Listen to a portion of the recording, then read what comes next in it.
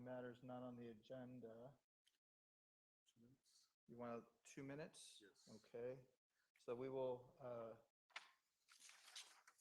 call people to speak for 2 minutes.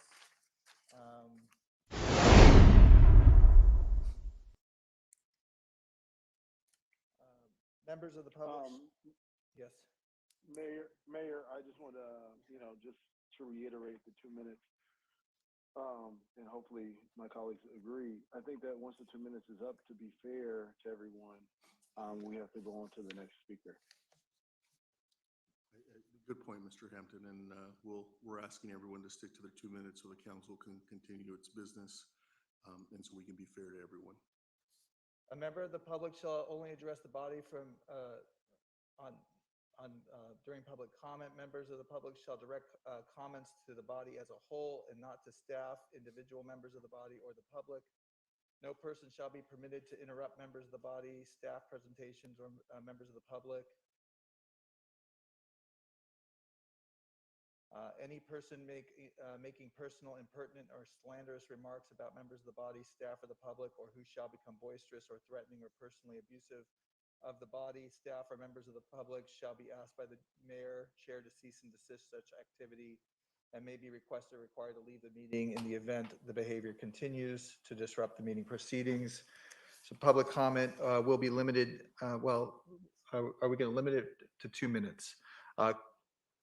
The council may not discuss or take any actions on issues not on the agenda, except that matters of the city council or staff may briefly respond to statements made or questions posed by persons exercising public testimony rights.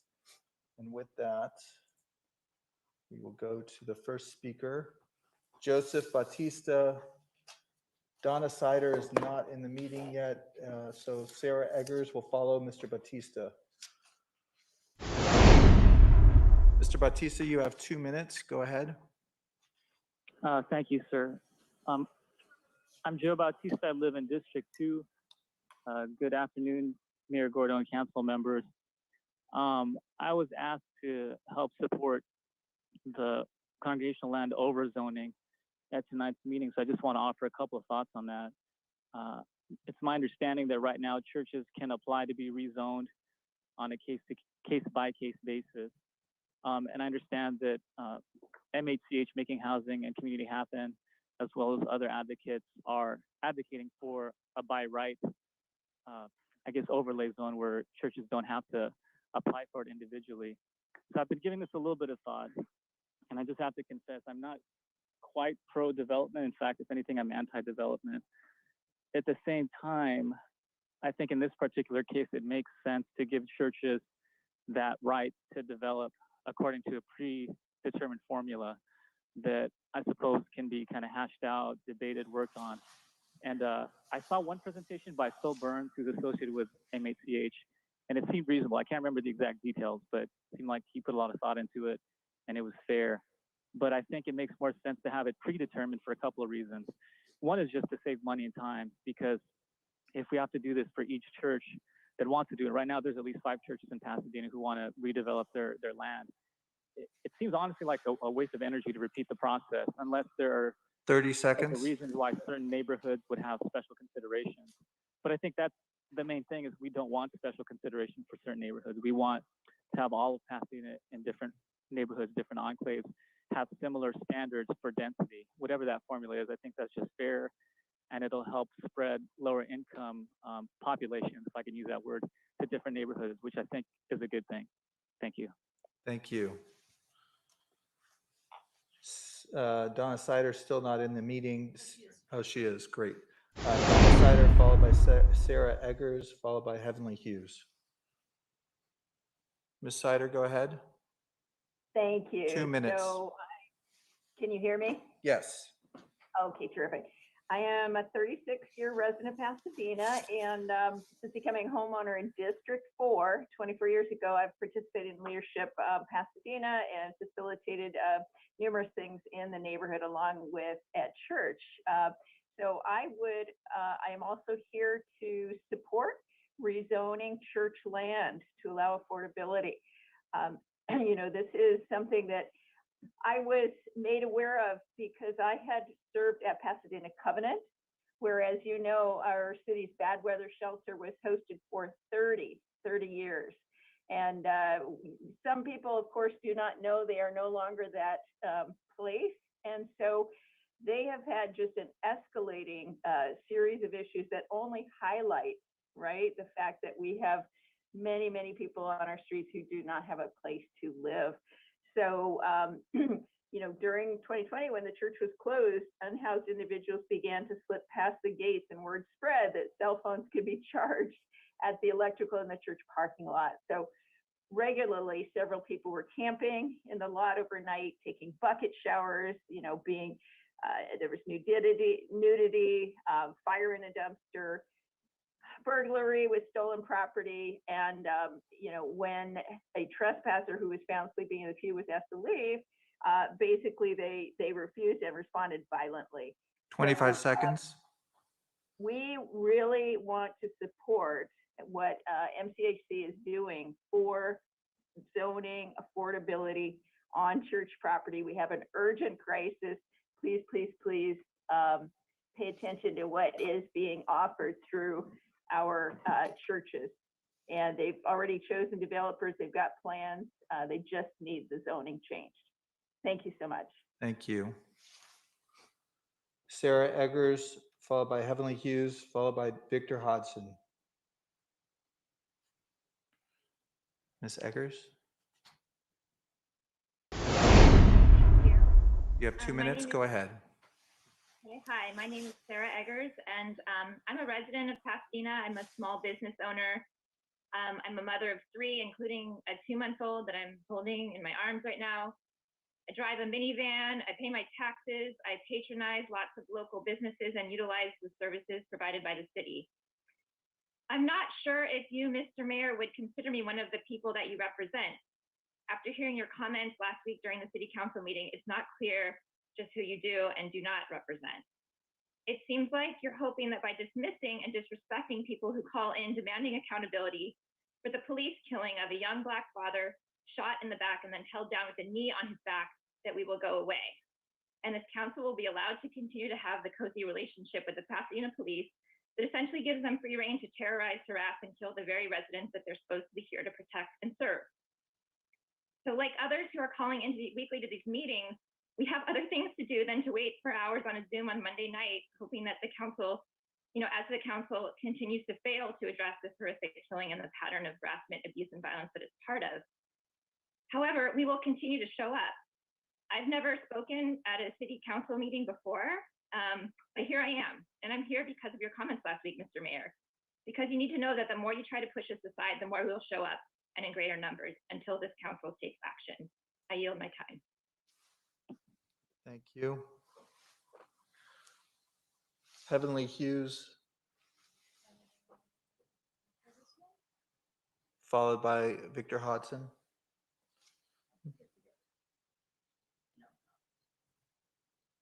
Ms. Hughes?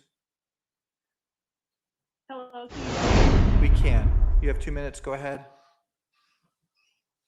I'm taking a deep breath, just thinking about what Mayor Victor Gordo said to the community last week. Mayor Victor Gordo and City Council, we demand an apology for the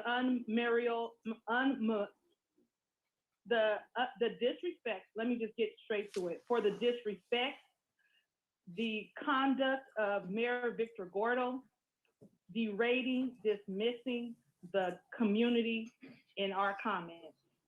We are looking for upstanders, not bystanders. I am just as disappointed, or we are just as disappointed with the whole of the city council for not pulling the collar of Mayor Victor Gordo when he disrespected all of us. He literally was banging on us. I understand, Mayor Victor Gordo, that you are from the street, and I believe that Ricky Pickens and Mark Sutton came to teach you all about internet and social media banging. That is very dangerous and unproductive to bang on people over social media. And Mayor Victor Gordo, that's just what you did. You called us out, called us cowards, said that we don't have the guts to speak up. 30 seconds. I invited you all to come to Peace in the Park so you can face me directly and I can tell you directly what the community is experiencing due to the fact and lack of public safety when it comes to police violence and police murdering Black men in our streets. Say his name, Anthony McClain. Say his name, Anthony McClain. I invite you again. You don't have to bang on me through social media. You can come Ms. to me Hughes, your in time has Boston expired. Court, November 13th at 6 p.m. Meet us there. Ms. Hughes, do you know where I was on Saturday? Yes, I do, Mayor Victor Gordo. Did you bang on anybody there that day? You want to tell the calling them public? cowards? You want to tell the public where I was on Saturday? I don't need to tell the public where you were on Saturday because they all heard you At Robinson Park. disrespecting us. And I just felt like Mayor Victor Gordo, this is your opportunity to apologize to us. At Robinson Park, Ms. Hughes, where I said I was going to be. Did you apologize at Robinson Park? No, I don't need to apologize. And I appreciate that you were there. Were you able to apologize that day? No, what I did To the was community? exactly what I told you I was going to do. And I went and engaged with the people at Robinson Park, a park that you seem to be unable to visit. Oh, I'm sorry. Please make sure you get that right. We go to Robinson Park twice a month, feeding the homeless and everyone else that's there. And that's a free service that we give to those in the community. Okay. I'm at Robinson Park. We, as my tribe riser, are at Robinson Park continuously. Mayor Victor Gordo, I feel like you're being condescending and dismissing again. I'm asking you, are you going to apologize to us? No, I'm not going to apologize to you, Ms. Okay. Hughes. Thank you. Thank you. I'm Next. sorry, what? Thank you. Next. I'm sorry, I didn't hear you. Let me hear what he said, please. I said I was at Robinson Park, and you know why I was there, and you know why I was there. Because children in our park were being shot, and I was there to cheer on the Pasadena Giants, as I told you I would be. So I understand you see the urgency, and we are with you when you talk about the urgency of community violence. But why are you not making it an urgency when it comes to police violence in the murder of Anthony McClain and so many other Black men who have been murdered in Pasadena? We've been asking for a whole year. I'll see you on the 13th, Ms. Hughes. I'll see you on the 13th. Thank you. Thank you very much, Mayor Victor Gordo. Victor Hodgson, followed by Alan Shea, Point of clarification in District 3 that children were being shot, and I think we just need to point that out. There was a shooting, but I don't believe it was children. Thank you. Victor Hodgson, followed by Alan Shea, followed by Hiram Cormier Jr. Mr. Hodgson? Are you able to unmute your, do you want to bring him up? Yeah, can you hear me? Yes, we can. You have 2 Can you minutes. hear me? Yes, we can. Go ahead. Okay. 2 minutes. Go ahead. Okay. Monday night city council meeting is the perfect example of the film Thorns on the Road. Black abuse, corruption, and the Pasadena police. Mayor Victor Gordo, you flared up. Your thorns and pierced deep into the core of the community of Pasadena. Verbally, repeatedly, Mr. Gordo, you were saying things that I think that's a disrespect to the community and to the callers. We demand you to humble yourself and apologize to the community of Pasadena and to the concerned voices of the neighboring cities. My Tribe Rise support team would love to speak with City Council about peace. Positive energy activates constant elevation and encourage the use of positive community engagement toolkit to build a fundamental relationship with the constituents in Pasadena and neighboring cities. And we demand an apology.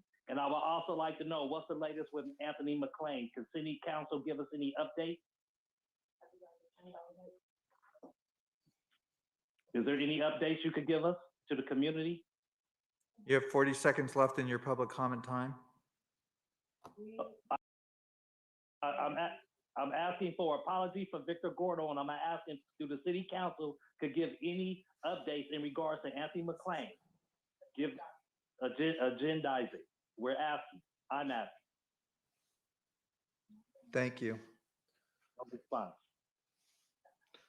Next speaker is Alan Shea, followed by Hiram Cormier Jr., followed by Anthony Manusos. *6 to unmute, Mr. Shea. There you go. 2 minutes. Good evening, Honorable Mayor Victor Gordo and City Council members.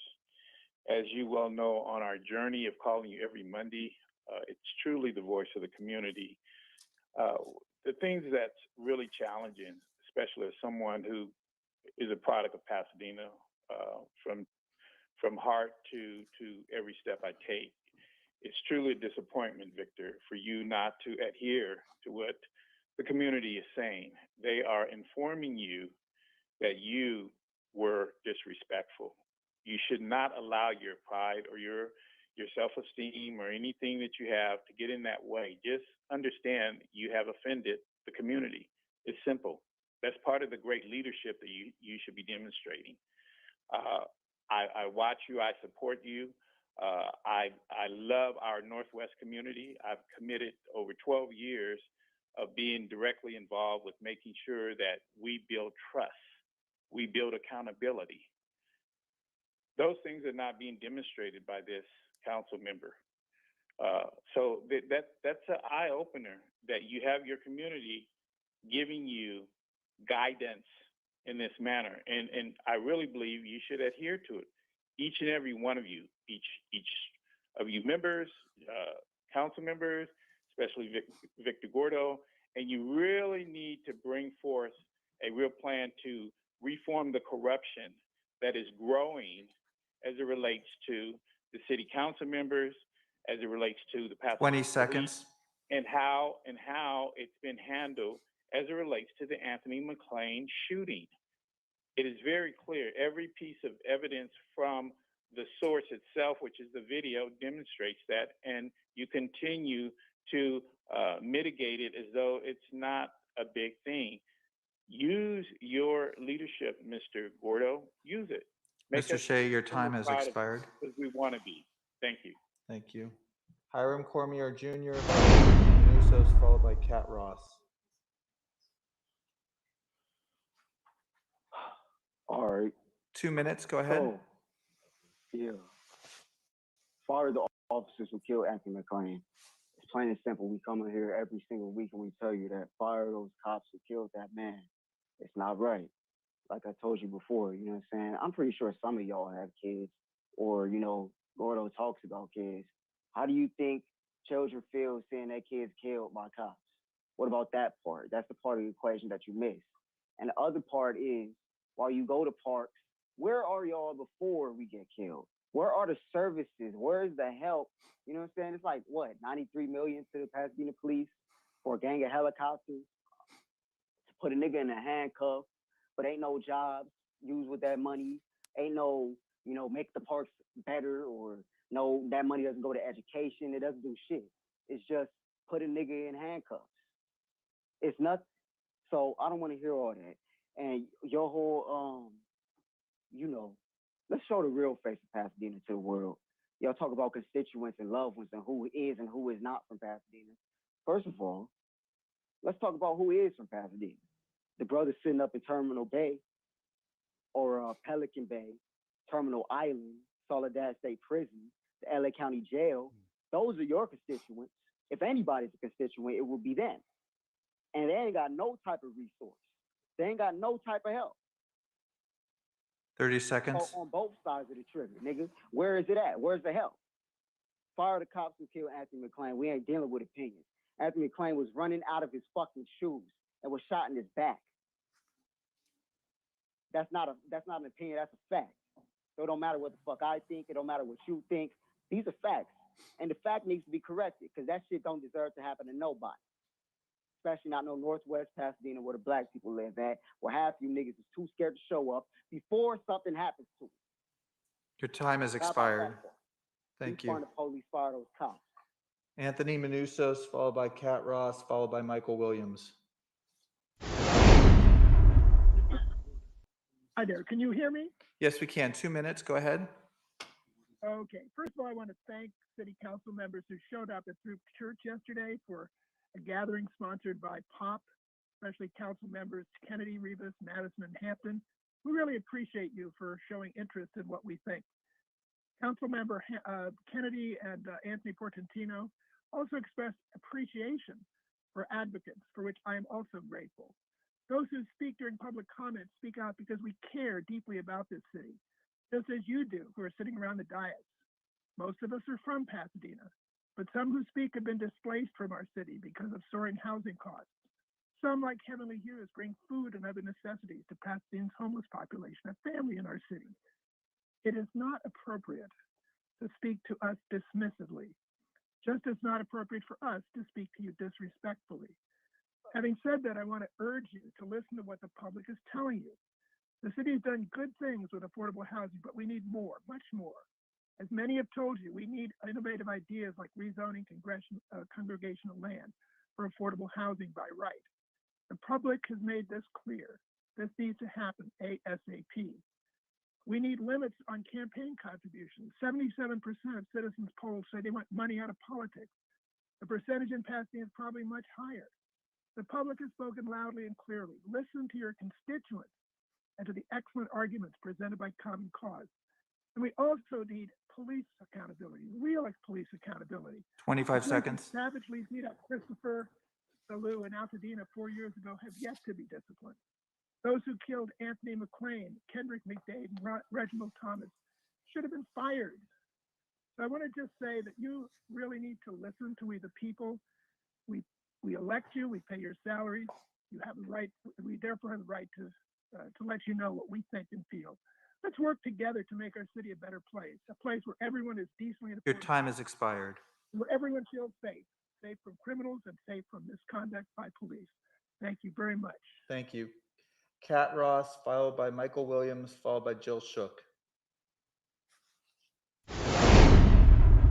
After listening to the presentation on officer-involved shootings, I perhaps naively took a face value that the city of Pasadena wanted to hold the officers who shot and killed Anthony McLean accountable, just not now. Perhaps after waiting several years for the DA to weigh in, too, then the killer cop who currently patrols our streets would be removed from the force. It's not swift justice, but it would be something. It also seemed like there was council interest in changing city policy regarding officer-involved shootings to more swiftly hold officers accountable. But that issue has yet to come to the full council. Why? Why will you not make any progress on holding killer cops accountable? Then last week, after 6 public comments requesting action on this matter, the council said it was offended that community members were still bringing this issue up. Offended that our outrage had not shifted to a different killing in a different time and place. That moment shifted my perspective. I can no longer trust that the council intends to just do something at some future moment. We need a city public statement about what you think of Pasadena police killing residents, and we need action to hold killer cops responsible. Otherwise, we're left wondering, does the city think it's okay for police to assume someone's in a gang and therefore their killing is justified? Do you know we've had a former officer come into our community meetings and tell us they're happy Anthony is dead? 30 seconds. Is that what you think too? Is it okay to shoot residents in the back as they run away? You act as though you're tired of being asked to hold officers accountable, so change the policy. Close administrative reviews of officers within 9 months of the incident. At almost every council meeting, members propose the meeting is adjourned in the memory of some Pasadenan that's died. Well, I propose this meeting is adjourned in the memory of Anthony McLean, who was killed unjustly by the Pasadena police, who have still not been held accountable. Your time has expired. Or by this council. Thank you. Michael Williams, followed by Jill Shook, followed by Vanessa Kale.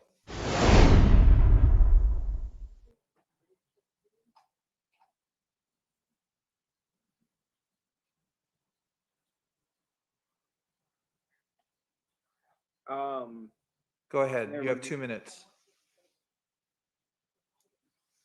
So last week, Victor Gordo said that we were not at, people who call in were not at the meeting. And also they said that the meeting, most people there were okay with what's going on in the city regarding what's happening in Northwest Pasadena, including with what's going on with the police. That's not the meeting I went to, because I was there and I did hear what people had to say. And what I heard was people wanted more resources in Northwest Pasadena, that they were not happy with the way the police were responding to the violence. And all of us agreed, including the police. They said that this was not a policing matter, that we could not police our way out of this issue, that we needed more resources and more funding to Pasadena. Yet you tried to tap dance and move around, passing a bill that gives over $600,000 in 3 years to a device, a system like ShotSpotter, instead of giving that money to the community. And you say you talk to the community. You say you speak for the community, not us. You say you're the ones that know best of what the community wants. It's a joke. A, you lied because you lied about folks who call into this meeting not being there. And two, you lied because no one at that meeting was thrilled with the way you all have been handling anything that's going on in Northwest Pasadena. 25 seconds. You all should, you should apologize. You should apologize for lying on us. You should apologize for misrepresenting that meeting. And you should apologize to the family of Anthony McClain, because you basically said that the community doesn't care about Anthony McClain and that they don't care about his death. Well, that's a lie. And you've lied 3 times now. So you should apologize for those lies and correct those lies that you made. Your time has Period. expired. Thank you. Jill Shook, followed by Vanessa Kale, followed by Kate McInerney. Jill, you have 2 minutes. Go ahead. Yeah, several weeks ago, I was listening when the mayor was concerned about SB 9 and the possible fallout with corporate investor-owned properties. And I also have that same concern. And it's happening already in many of our Pasadena neighborhoods. I keep hearing about bidding wars, and the majority of those pushing prices up are corporate investors wanting to pay all cash. I think it's time that the city seriously look at some kind of citywide policy to address this. Here's a few examples. So first choice for those properties, I think should first go to nonprofits and local owners. Another idea is to make sure who owns that property transparent fully. Another idea that corporate investors tend to be more likely to evict. So a physical sit down with the person they're evicting before it happens. This was done during the 2008 meltdown in Hawaii, where they required banks to sit down with a homeowner before they conducted a foreclosure, and it cut foreclosures in half. It was very dramatic. So there's some great ideas that can be explored. I hope you'll agendize this and begin to discuss it. I too was at that meeting at Robinson Park. 30 seconds. And I want to thank Councilman Kennedy and Mayor Gordo for having this important meeting. I did not have an opportunity to speak, even though I kept raising my hand, but I wanted to send my condolences to the 24-year-old Pasadena man who lost his life. And second, encourage you to consider adopting the Parent Project. It's the #1 gang intervention and prevention program in the country. We had it here before, and we were seeing kids leave gangs. Ms. Shook, your time has expired. I have a quick question for the speaker. Mr. Kennedy. Can you provide to the city clerk or the city manager whatever skeletal outline that you have with the information that you just spoke about, Ms. Shook? Because you said that we had this particular program once before, and I think you told or gave testimony that it was successful. So I don't think we all know about that program. So it'd be helpful if we receive that information from you. Thank you. I'd be happy to share that with you. Thank you. Ms. Shook, if you want to send that to me, I can receive that on behalf of the city. Okay, no problem. Vanessa Kale. Mayor. Yes, Mr. Hampton. Ms. Shook asked questions about SB9. Actually requested to come back to us when it first came out, and that's the reason why the Lincoln Avenue specific plan was put on the back burner for a while. With that being said, do we have a time frame of when our response to SB9 will be coming back to the City Council? Well, we're looking at it from this is subject of a closed session, but we're looking at it from the vantage point of litigation, potentially joining with other cities. It's a problem. SB9 is, as some of us predicted, is going to displace a lot of families in Pasadena. And we have to take action. It was supported by developers. We're now seeing, as Ms. Shook points out, the all cash offers. We're seeing people looking to develop our neighborhoods, and the first neighborhoods that are going to be mined and developed are neighborhoods where people of color live in Northwest Pasadena, around Villa Park, around Jackie Robinson Park. And it's cause for concern for all of us. So you can expect to hear more about it in closed session, and then ultimately a recommendation to join like-minded cities to challenge SB9. Thank you, Mayor. And then I just have one other question, and it was about our public safety meeting as it relates to how we process disciplinary actions. When will that be coming back to the full City Council? The police department, I'm sorry. I should have been more specific.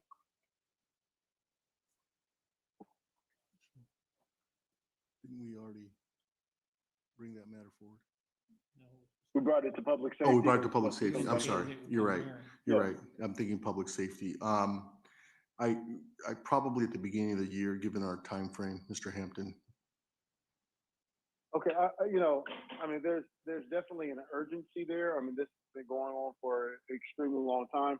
We have the ability to make changes, and we should be making those changes so that something like what happened to Anthony McLean, there is accountability action to our police officers. So hopefully that would prevent something like that from happening again.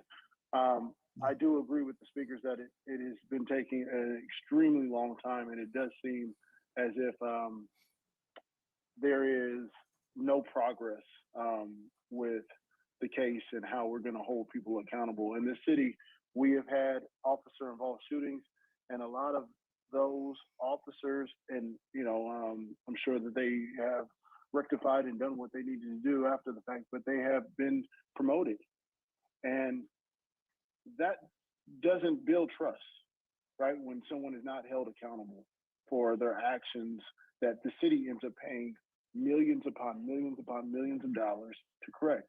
We correct each and every other issue. When a sidewalk is, someone trips on it, I'm going to reiterate it because I reiterate this every week. We fix it. When a kid gets hit by a tree, we do our best to rectify that. And we get those trees out, and we have arborists out there.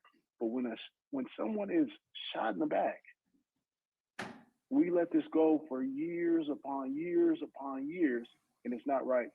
I also just want to bring up the idea of bringing back to public safety the body-worn camera policy, because I think it's important, and I said this when this came to us the first time, that those body-worn cameras do not turn off unless someone asks for them to be turned off. There shouldn't be an option to turn your camera on and off when you want to. That's the purpose of the camera. So I would like to see that come back to us at public safety, Mayor. Thank you for indulging me. I apologize to my colleagues for taking too much time. Thank you, Mr. Hampton. Next. Vanessa Kale, followed by Kate McInerney, followed by Jason R. Ms. Kale. Hello, Pasadena City Council. My name is Vanessa and I live in Altadena. I am here to speak about Pasadena police violence, which sometimes crosses the border into Altadena, as Chris Ballou found out in 2017. I speak for myself when I say that I find the level of police violence in this country, especially in communities of color and poor folks, to be unacceptable. I am asking for the firing of officers involved in the Anthony McLean case, the agendizing of the Anthony McLean case, mandatory disciplinary action for police misconduct, and fully transparent officer-involved shooting investigations. Thank you. Thank you. Kate McInerney, followed by Jason R., followed by Jasmine Richards Abdullah. Kate hung up, so we'll go to Jason R., followed by Jasmine Richards Abdullah, followed by Adriana Batista, who's not yet checked in. Go ahead. 2 minutes. Yep, so the article released by James Farr a few weeks back is just the tip of the iceberg when it comes to the cover-up of Anthony McLean's murder. The fact that a crime report was produced with the false claim of assault with a deadly weapon by Anthony McLean, who was murdered by Edwin Dumaguindin, is beyond comprehension. Edwin is listed as the victim in this city council, the mayor, the city attorney, and this fucking stupid city manager have treated Edwin Dumaguindin as such since he shot Anthony McLean in his back, all right? So what else have you obscured in darkness that will come to light? We have learned that the police used a recanted witness statement to lay the foundation for their PR twist of events surrounding the murder of Anthony McLean. Jess Rivas, you are a liar. You've been absolutely quiet since we pulled up on you at your meet and greet at Milo Cafe 2 months back. You seem content with calling out LASD gangs, but don't seem interested in addressing the murder of Anthony McLean in a city where you're an elected official. You are complicit in the cover-up of Anthony's murder. Never forget that. Calais City Council, stand up and do something. Fire Steve Marmel. He shouldn't get to retire. He should be removed immediately. Fire John Perez. He shouldn't get to retire. He should be removed immediately.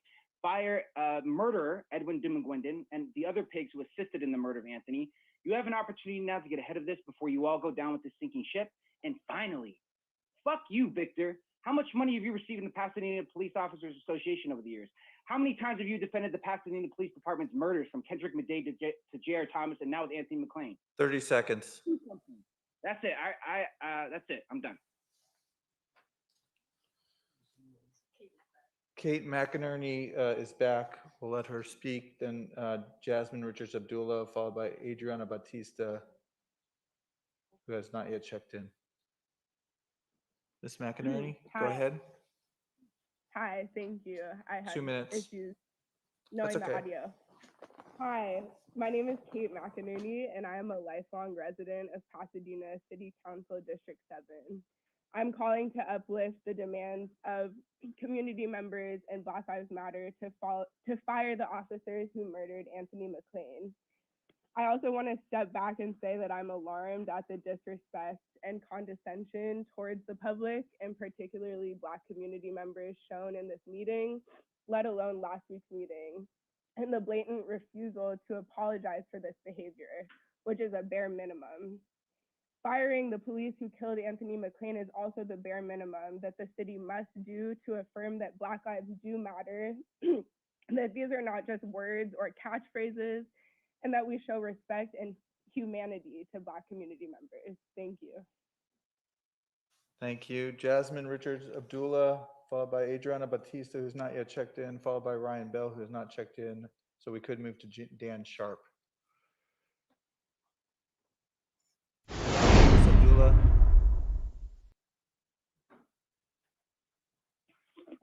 You have 2 minutes. Go ahead. Hello, hi. All right. Well, I'm calling to just keep uplifting fire Edwin Dumaguindin, Officer Serrano, Officer Maroney, Officer Duncan. And we're still asking for you guys to release all of the footage from officer number 2, which is Edwin Dumaguindin's video footage, body cam footage, from the release of all of the information that you gave to us when we sent out our public request act. There's a lot of minutes missing from his footage from when he initially pulled Anthony and Lamont over. We would like that footage released. Michelle Bonarici, you lied to everybody when you said that everything was released and it's not.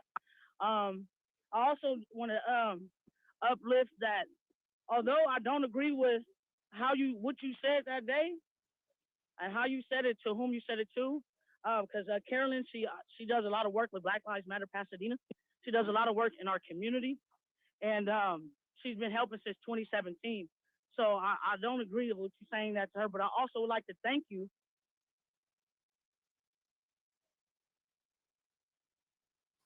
Hello? About an hour at the house with us, and you gave his mother answers, and you guys had the police chief Moody call, and I appreciate that. Nobody else has came and said anything to Jamal's mother, Miss Lisa. So I want to step by and say that, though. Thank you for that. 30 seconds. And I yield the rest of my time. Thank you. Adriana Batista's called. Ryan Bell has been called. We'll move on to Dan Sharp. Hello, can you hear me? Yes, we can. Go ahead. You have 2 minutes. Great, thank you. I'm calling in tonight to speak about the zoning change for religious properties to allow multifamily development. We know that the city has 1,000 or 2,000 housing units in the pipeline and 1,100 affordable units that have already been built with city money. That's a wonderful effort, but ultimately we still need more in our community. We know this. At this point, I understand there's about 10 churches that want to build, including one just up the street from me here on North Fair Oaks Avenue. I want this in my neighborhood to support the people that have needs in my community here. I want to emphasize that this should be done by right and not discretionary, and because that will allow for the continued racist and classist zoning policies that have plagued Pasadena's history. While I have a little bit of additional time, I want to also note that I think it's shameful that the council is considering unlimited campaign donations. I don't think we need more money in politics. Additionally, I oppose the use of ShotSpotter in our city. And since you were able to find $600-something thousand to engage in something that's punitive, it'd be great if you could find an additional amount of money or redirect that money towards something that we know will provide benefits to the people of Northwest. And additionally, Mayor Gordo, your comments from last week are just sad. 30 seconds. I encourage you and the rest of council to listen to a variety of voices, even if they don't live here in our city. Thank you. So we have Balmore Quadra is not in the meeting. Arendira Saucedo is not in the meeting. We'll go to Carolyn Galoni, followed by Julia, followed by Lucia Peer.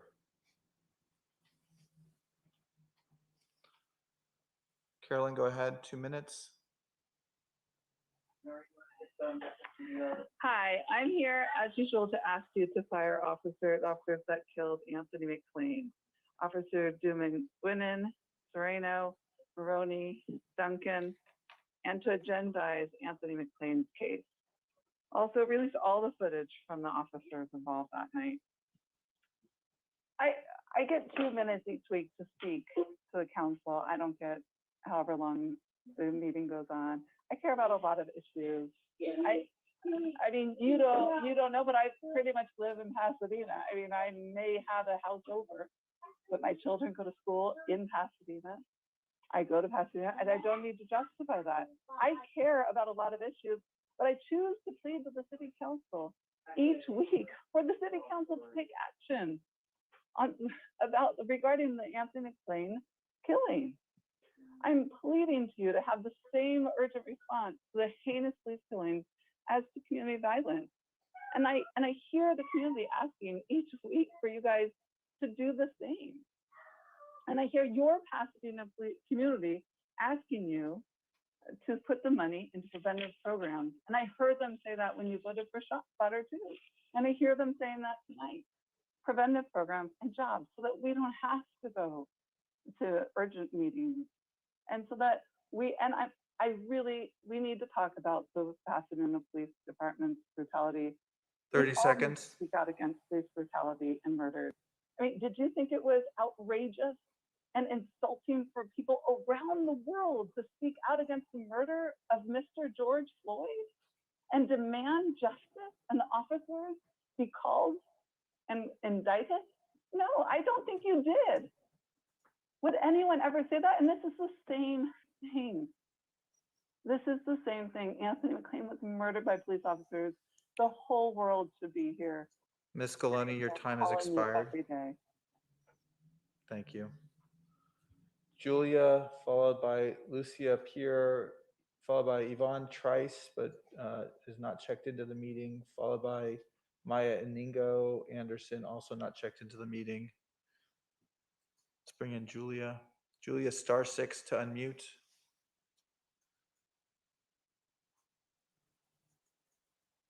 Go ahead, you have 2 Can you hear me now? minutes. Yes, go ahead, you have 2 minutes. I want to echo what the last speaker just said.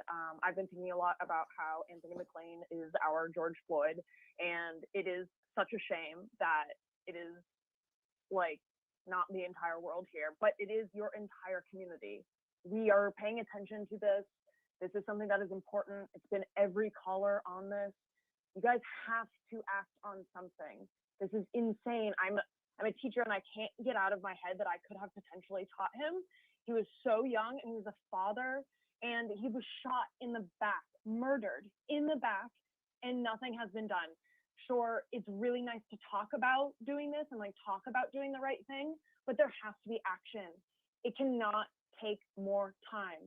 This is the most urgent part of your job, is to support the ability of your community members to live good lives.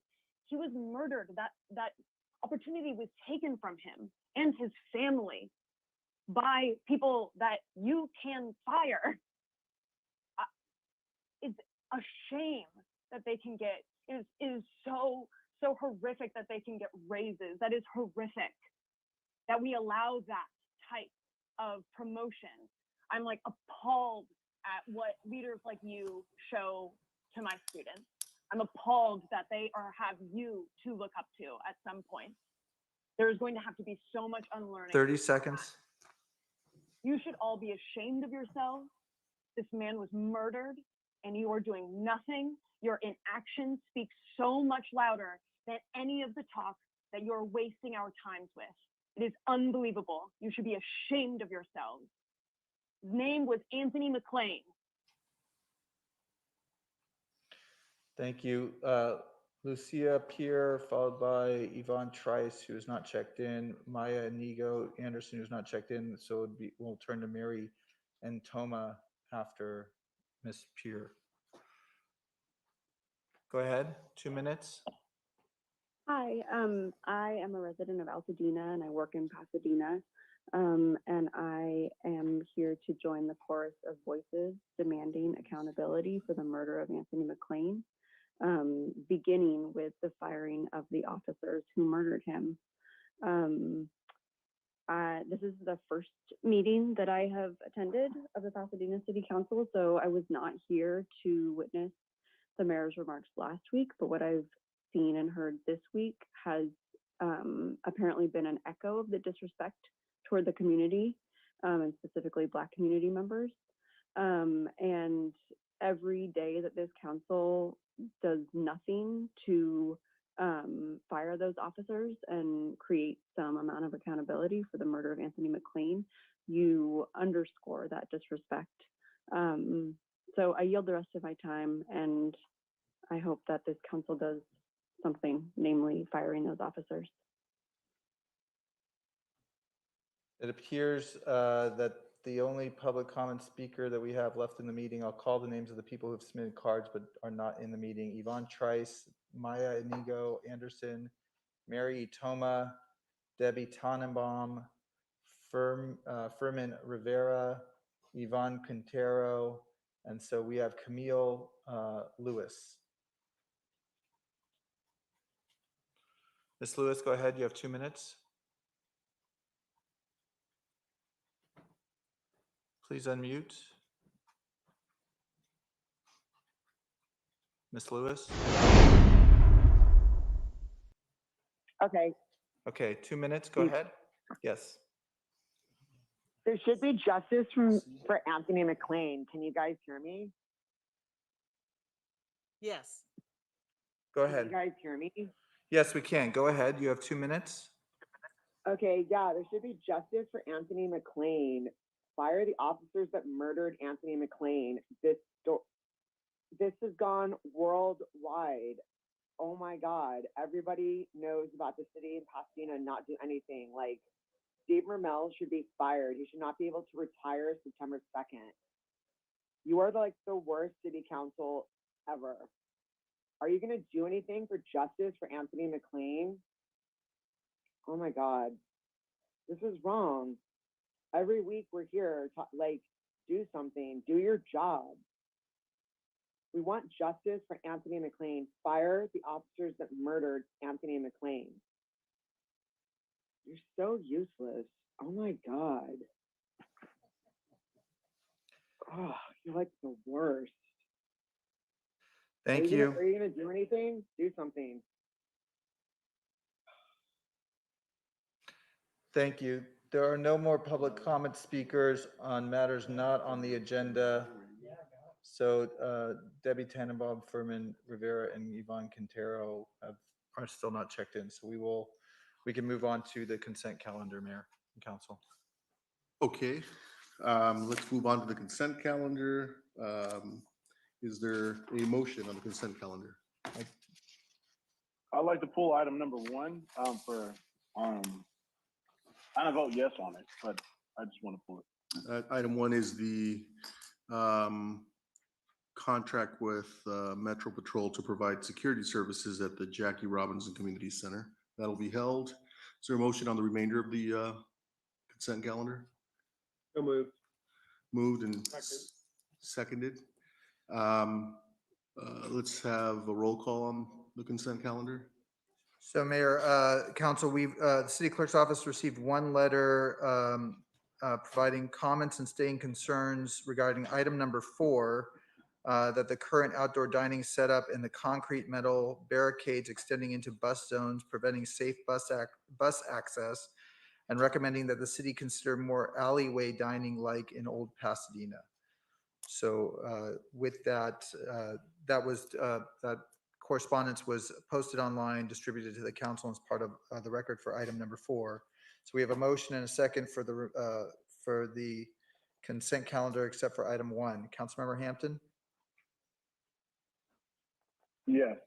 Councilmember Kennedy? Yes. Councilmember Madison? Yes. Councilmember Masuda? Yes. Councilmember Rivas? Yes. Councilmember Williams? Yes. Vice Mayor Wilson? Yes. Mayor Gordo? Yes. The motion is approved without opposition. Item 1, security at Mayor, yes. In response to the public comment that was read by the clerk, I know the transportation department is well aware and has worked tirelessly with our staff, planning staff, to get the on-site street dining up and running. Have we received any issues from Metro as it relates to access to the buses? Councilmember Hampton, not that I'm aware of. I'll research it further, but I haven't heard of any complaints. Today's public comment was the first I've heard of anybody raising issues. Okay, it may just be worthy of adding it to one of your city manager updates. Yes, thank you. Thank you. Item 1. Are there questions specific to item 1, Mr. Hampton? No, I just wanted, I do actually have one question. And that is the staff available? Yes. Yes, Brenda Harvey Williams, Director of Parks, Recreation, Community Services is here with me. Have these security services been useful? Councilmember Hampton, yes, they have been. They have actually been allowing our staff to feel more comfortable. They arrive in the morning before staff does, and they secure the area, making it safe for our staff to enter the building without being, in some cases, harassed by people who may have been there overnight. But overall, our staff is very thankful that we have this, and it has added an additional level of security and safety and just general feeling of well-being. And what about for the patrons? Mainly would be my questions, but I'm glad that our staff feels much better going into work, because that's important. And that was also the second reason why we wanted to implement this additional level of safety, because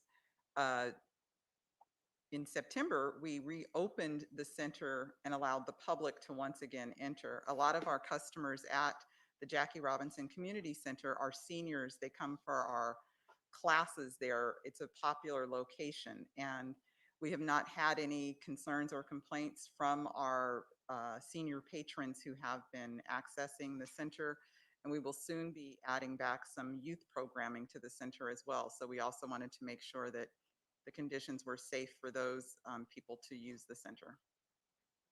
And the company that provides these services, Metro Patrol, are they professional? Do they treat people with dignity and care, et cetera?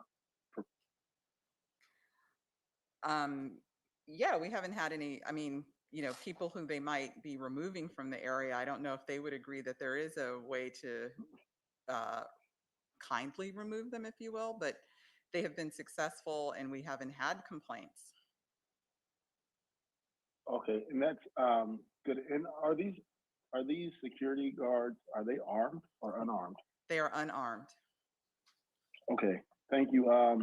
And so the reason I ask these questions, Mayor, is because I have asked over and over again, and thank you so much, Brenda, for bringing this back to us. It's really important that at all of our community centers, people feel safe and feel respected, and they have access to the offerings that you have to offer them.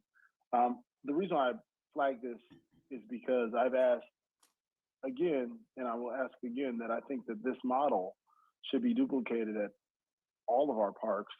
We have opportunity of unarmed individuals there who can engage with the community members and report back whatever activity that they think is, you know, not lawful to our police department.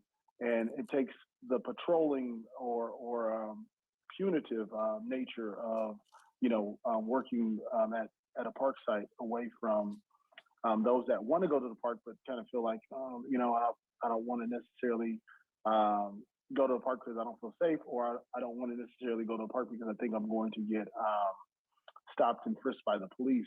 It gives them an opportunity, opportunity to patronize our parks and are respectful in the manner that we should be. But at the same time, we have policies and procedures in place that we have to hold our community, as well as our community hold our city accountable for the activities that go around at the park. So I just, once again, I'm sorry, I don't need to belabor the point.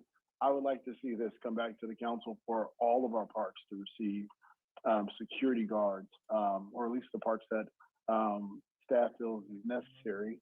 But I think that all would be great because it happens everywhere. You know, we have dog parks down in East Pasadena where some people just leave their dog droppings, and someone needs to tell them that, you know, you need to pick that dog dropping up.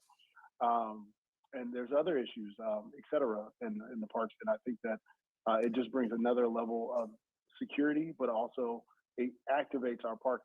And because we want our parks to be activated, I think this type of use is needed in all of our city parks. So those are my comments, Mayor. I would love to see that come back to the Public Safety Committee for our parks to get security guards now. Thank you. Thank you, Mr. Hampton. Mr. Kennedy, is that a motion on the matter as well, Mr. Hampton? It's actually in Mr. Kennedy's district, so I would like for him to make the motion. I will second it because I'm sure that's why he had his hand up. Go ahead, Mr. Kennedy. I'll move the matter, and thank you, Mr. Hampton, for being very focused in your comments about not only Jackie Robinson Center, Community Center, but all of the parks. I think that's helpful in terms of assessing the need. About 4 or 5 weeks ago, maybe maybe a little bit longer. We had a walkthrough at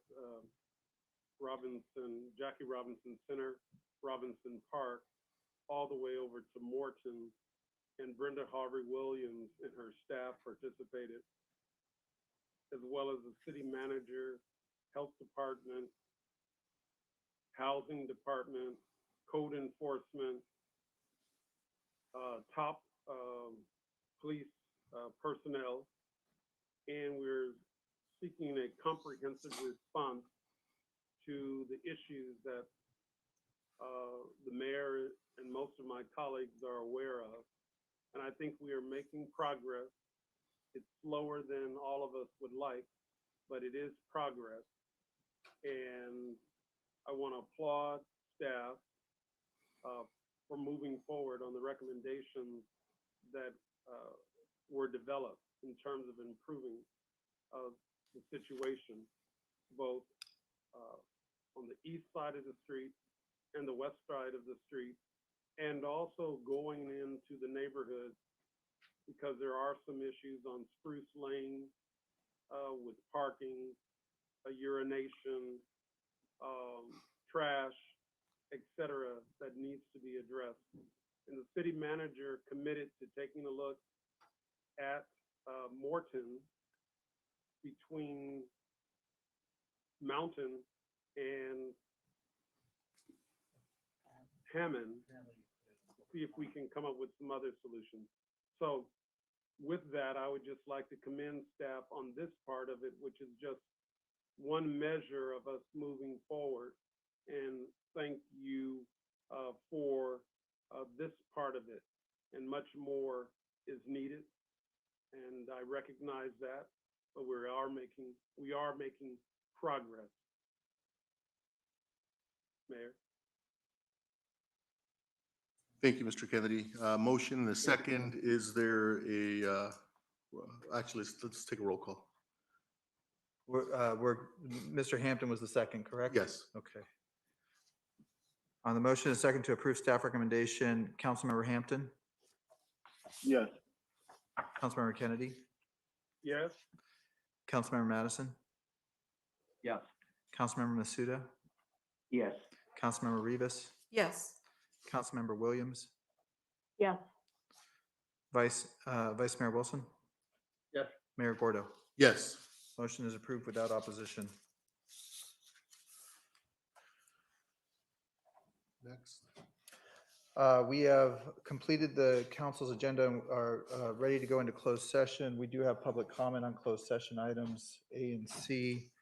The city council will convene in the virtual meeting to discuss closed session items A, B, actually not B today, A and C on today's agenda, and opportunities provided at this time for public comment on the closed session items. Did you want to announce about B? B is going to be held. Yeah, and there's no need to talk about it this time. All right. So if your name is called, are we doing,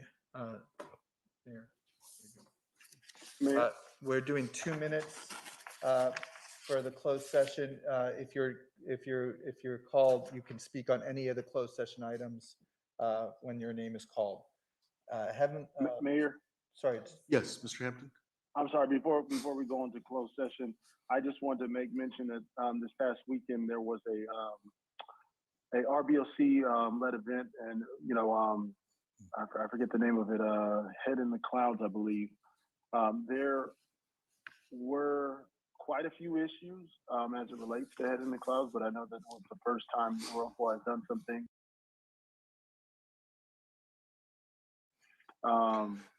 of that magnitude since COVID, and so I'm sure that some of those issues were magnified.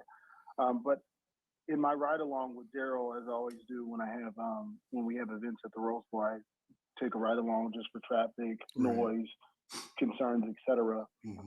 One thing that came up, and this is maybe for Councilmember Madison to take to the RBOC, is in the contracts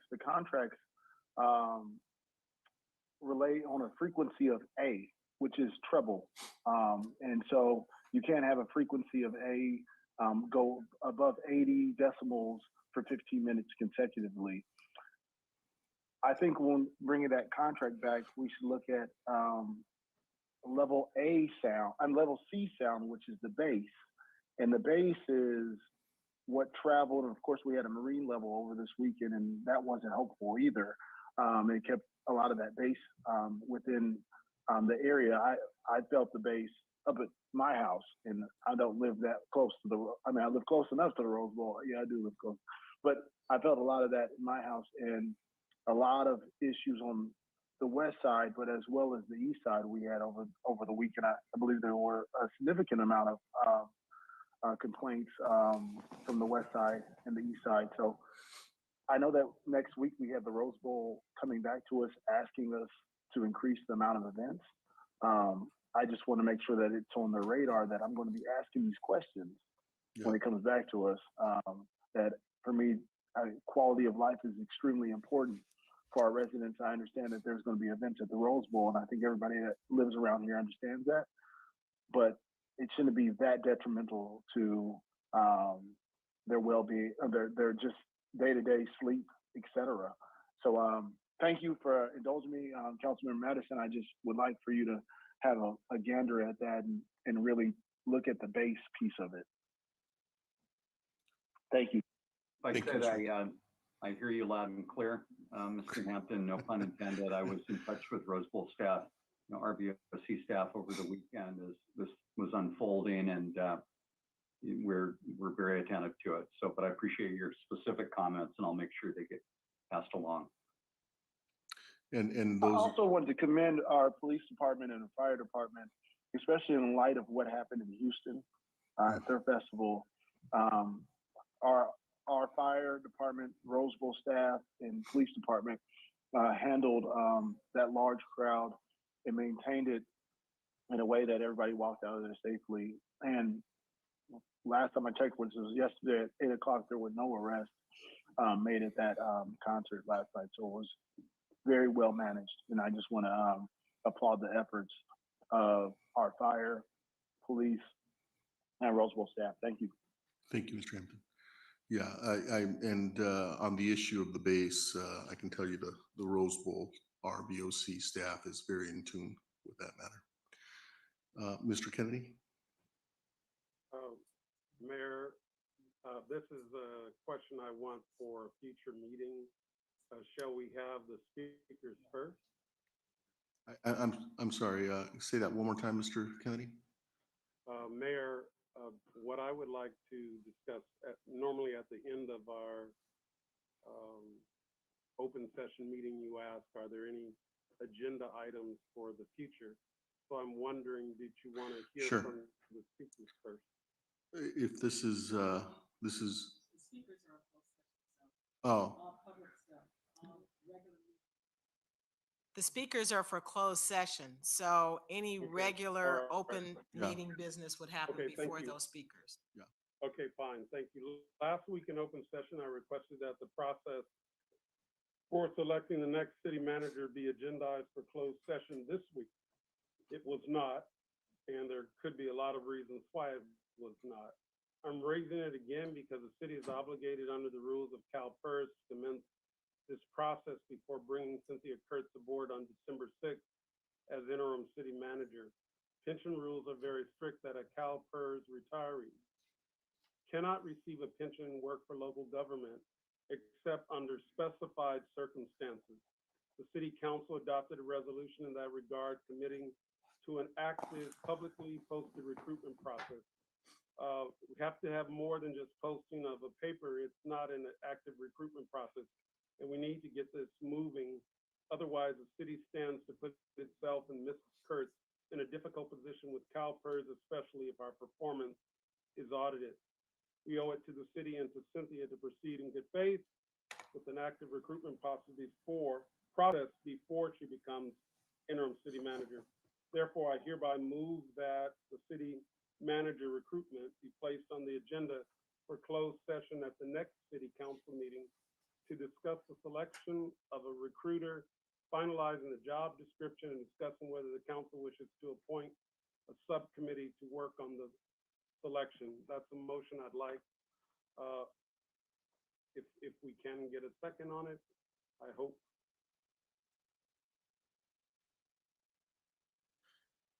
Kennedy. If we can make a motion for that, I've requested something similar that I would second that. Thanks. I don't know. Absolutely. Yes. I mean, we can make motions on things that aren't on the agenda. You can, no, you That's- can make a motion Put it on. to put something on a future agenda. Right. If, And- and if Oh, it's fair. seconded, they can vote just on that, not the merits of whatever it is they're talking about. And that matter, Mr. Kennedy, is coming forward. We have worked out the specifics with the city attorney and Cynthia Kurtz, and that's been reduced to writing, the concerns that you raise, and we will have that matter coming to us for further consideration in closed session. Will it come before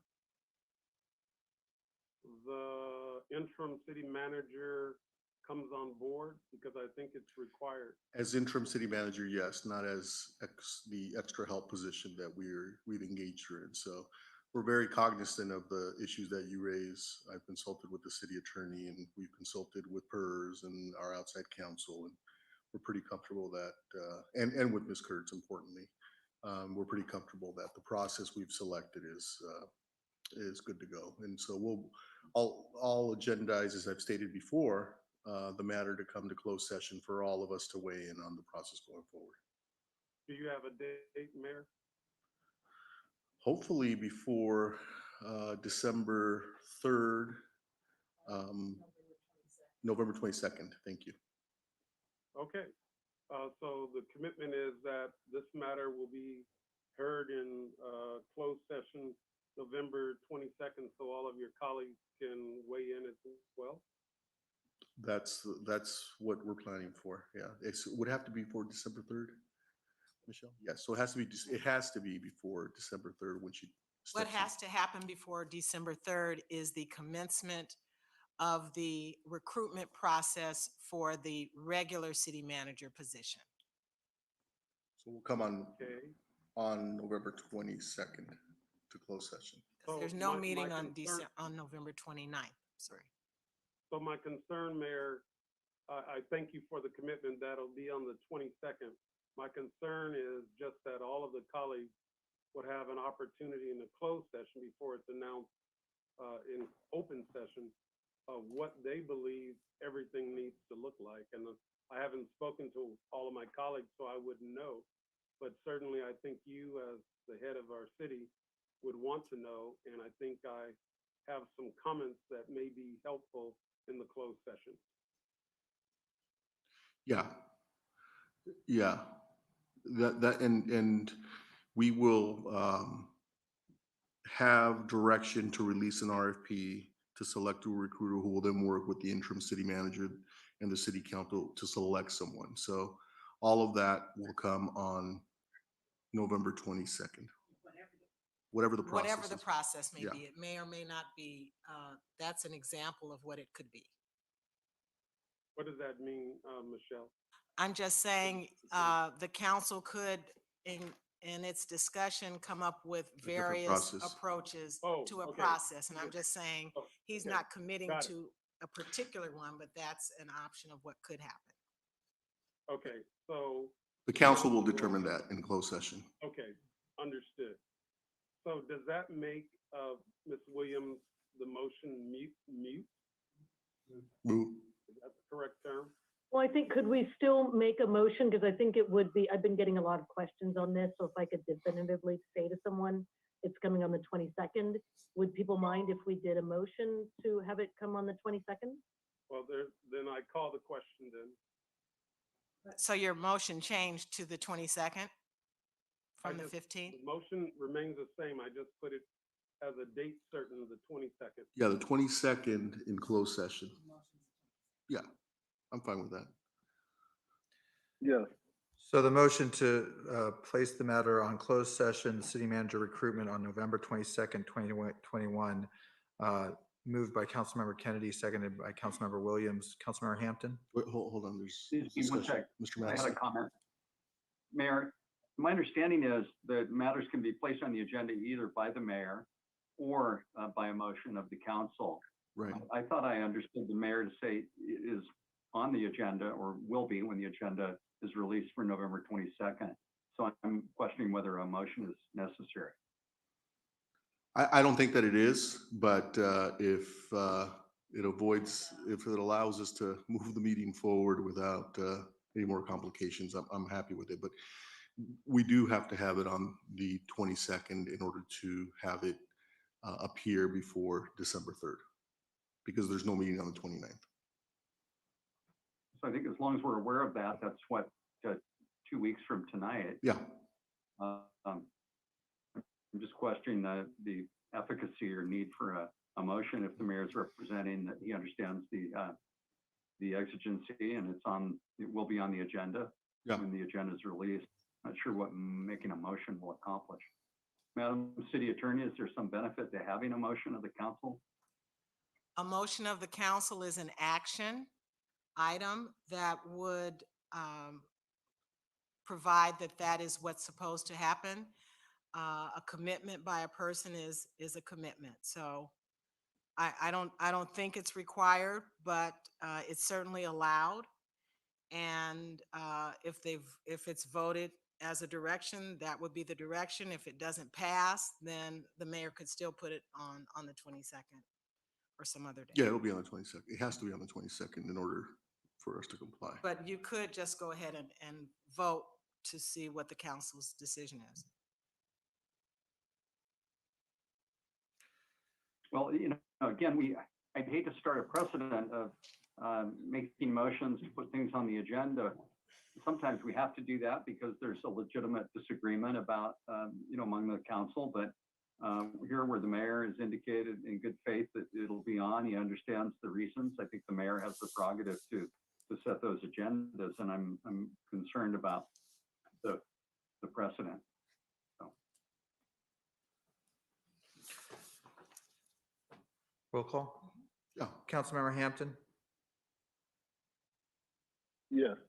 Councilmember Kennedy. Yes. Councilmember Madison. Abstain.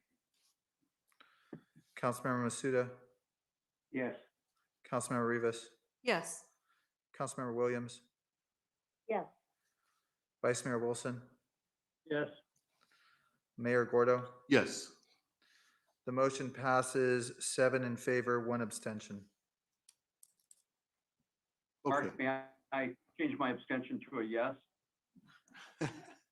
Yes. I'm happy to reflect that. So the motion passes unanimously. Usually when I'm the only one, I'm still right, but this time I'm prepared to concede.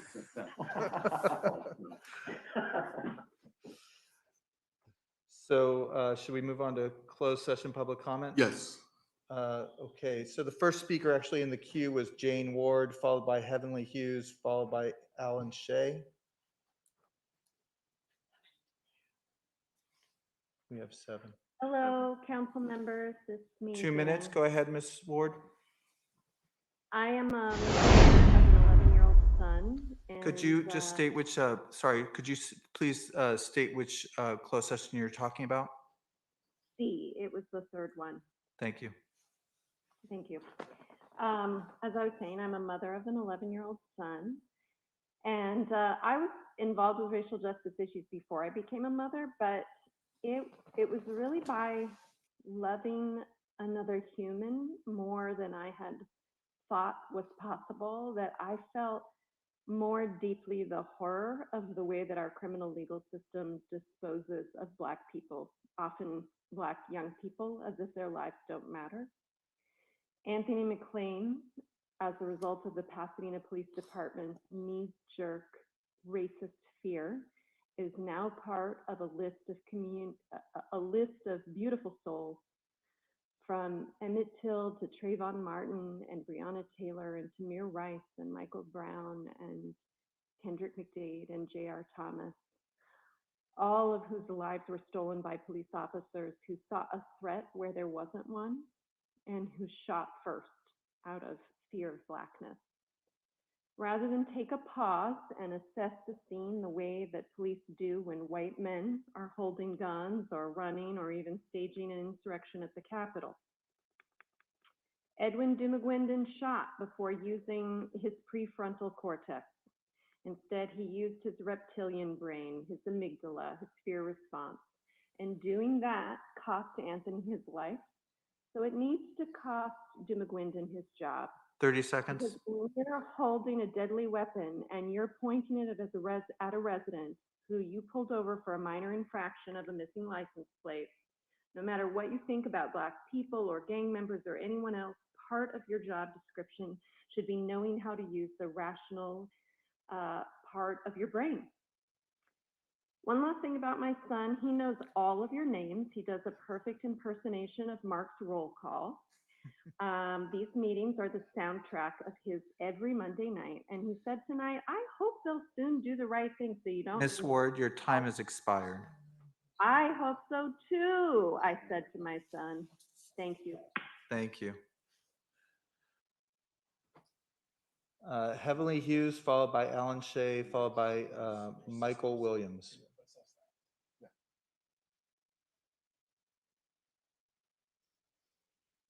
Ms. Hughes, you're speaking on items A and C. You have 2 minutes. Go ahead. Do I have 2 minutes for each? That's my? No. Per this council's rules, you have 2 minutes on closed session for multiple items. And what do we do to change these rules? Is that part of the charter? No, it's Who makes these rules? It's an adopted resolution by the city council. You have 2 minutes. You can go ahead. Adopted by who, Mark? By the city council. Pasadena City From Council. where? From where? I'm going to start your time, Ms. Hughes. Please go ahead.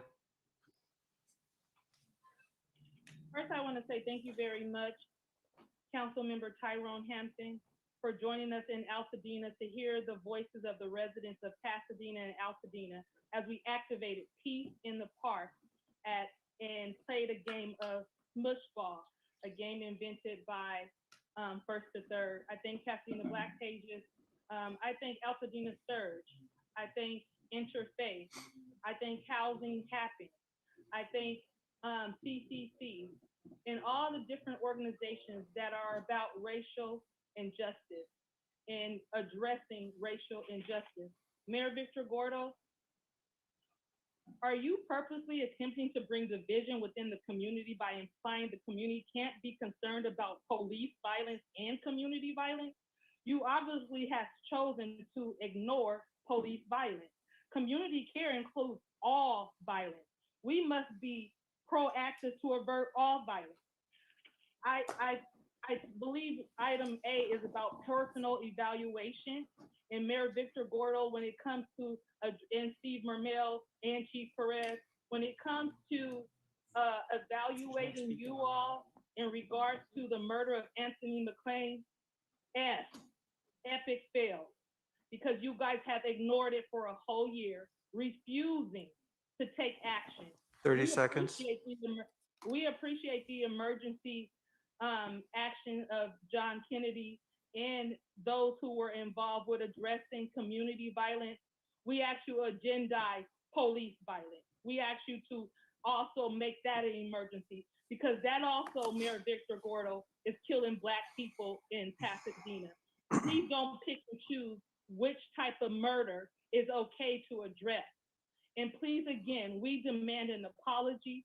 I am not a coward, and I do have the guts to come and tell you to your face that I'm not a coward, and that all violence, including police violence, needs to be addressed. Ms. Hughes, your time has expired. Thank you very much. When will I be able to talk on my next agenda item for public comment? This is the end of the meeting, so this is it. Thank you very much. We'll call the next speaker. It's Michael Williams. Sorry, Alan Shea, followed by Michael Williams, followed by Yvonne Trice.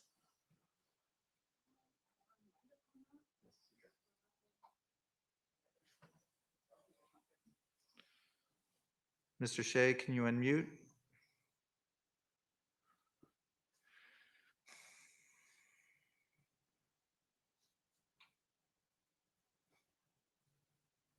Mr. Shea, are you there?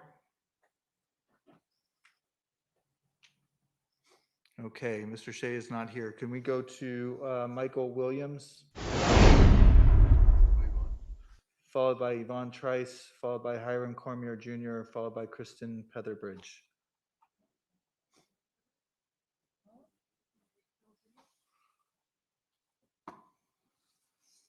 Mr. Williams, you are speaking on items A and C. You have 2 minutes. Go ahead. I think it's very telling that what the mayor said in his comments were that he knows what the community wants, and what they want is an address to the issues of violence and gun violence in our community. Basically in response to calls for Anthony McClain's justice for him. Basically saying that the community doesn't care about Anthony McClain, they don't care about getting justice for him, which I've already said is a lie and not true, as many people who have called have proven. But basically that's what he said. And let's take that at face value. Let's say that that's true. Does that make it right for you not to do anything? Let's say no one in the whole world cared about Anthony McClain, that he was shot in the back, that he was held down by a knee to the back as he bled out. Let's say no one ever cared about that other than his family. Would that make it all right for you not to seek justice for that young man? You see the moral gymnastics you have to play in order to defend evil. That's what you've done. You've exposed yourself. You've exposed your immorality, and you've proved me wrong. Proved me right again and again, that the only thing this council responds to is threats of removal and threats of losing your job. That's the only thing you do. 25 seconds. Week after week, I've called, and I haven't called you to do things because people are threatening you. I haven't called because the community wants it. I've told you to do something because it is the right thing to do. And it seems like you are incapable of doing that. At least Victor Gordo is. I don't know about the rest of the council. Hopefully you all have a better moral compass than your mayor. Thank you. Thank you. Yvonne Trice, followed by Hiram Cormier Jr., followed by Kristen Petherbridge. Ms. Trice, it's *6 to unmute. You're speaking on closed session item C. You have 2 minutes. Go ahead. My name is Yvonne Trice, founder of A Mother's Voice. My son, Monte Russell, was killed in the city of Pasadena. The Pasadena police did not even notify us currently to the day when he was laying out on Washington and Sinaloa. I'm here to say that I've been in your community working with Michelle White when she started the organization called Servanthood. I heard Mr. Kennedy say when he was talking to one young lady in regards to a mother, I've been doing food feeding in this community. I've been giving back in this community. I also spoke when you guys had the very first United Peace Walk. That was me.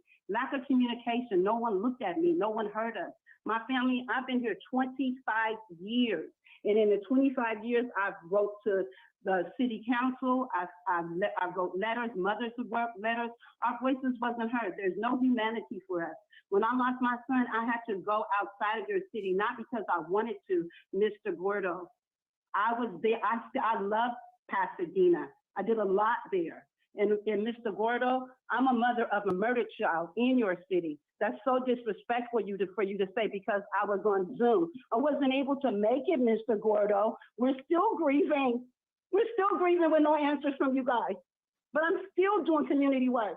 So when you're looking for a mother, that would be me, Mr. Gordo, Mr. Kennedy, City Council.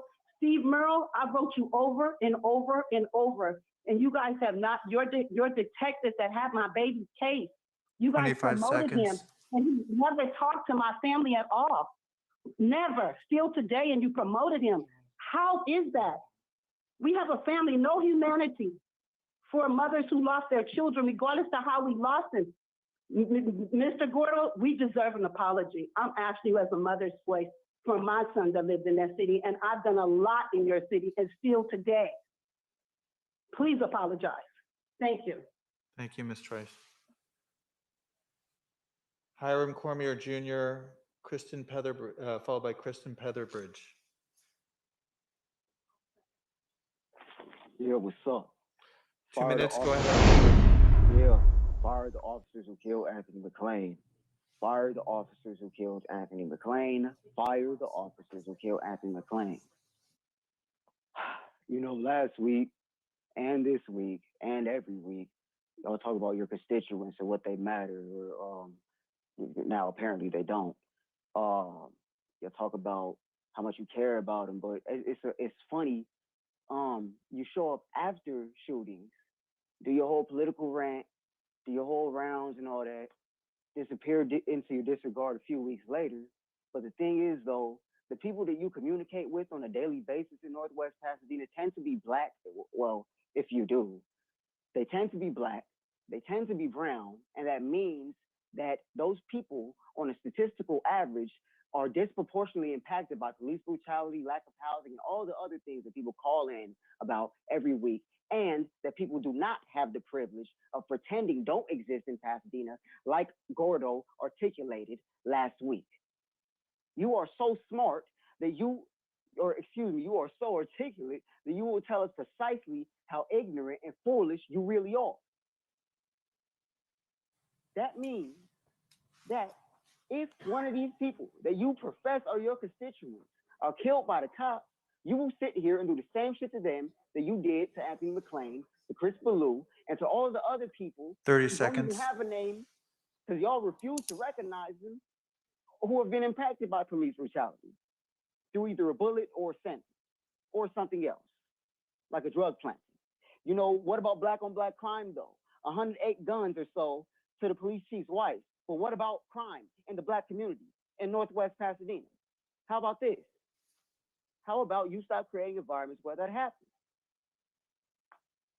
I mean, it's really not that fucking hard. Mr. Cormier Jr., your time has expired. Defund the police, fire those cops. Fire. Kristen Petherbridge. Ms. Petherbridge, you have 2 minutes. You're speaking on item C. Go ahead. Hi, can you hear me? Yes, we can. Go ahead. 2 minutes. Thank you. Hi, good evening. My name is Kristen Petherbridge. I am a resident of Altadena, and I am speaking in regard to closed session item C. While Mayor Gordo clearly expressed last week that he is hostile towards hearing from members of the public who are not residents of Pasadena, I feel folks calling in from surrounding communities have every reason to be here and to be heard. As others have expressed, many of these callers work in Pasadena, volunteer in Pasadena, including myself, shop and support businesses in Pasadena, etc. I believe strongly that Mayor Gordo should apologize for the extremely unprofessional and insensitive comments he made last week.